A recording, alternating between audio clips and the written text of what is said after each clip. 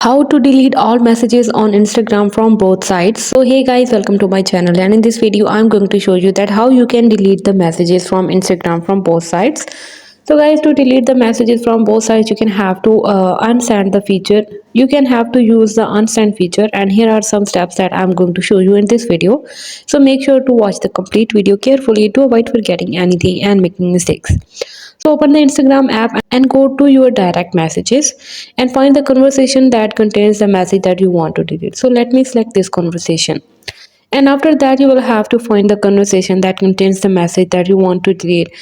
Now long press on the message that you want to delete. After that, you will have to tap on the unsend when the option appears. So you will have to tap right here on unsend. Now this message will be deleted from both sides and the recipient would not be able to see it anymore. Hope you guys like my video, and please consider showing your support by commenting, liking, sharing and subscribing to my channel for more valuable content in the future.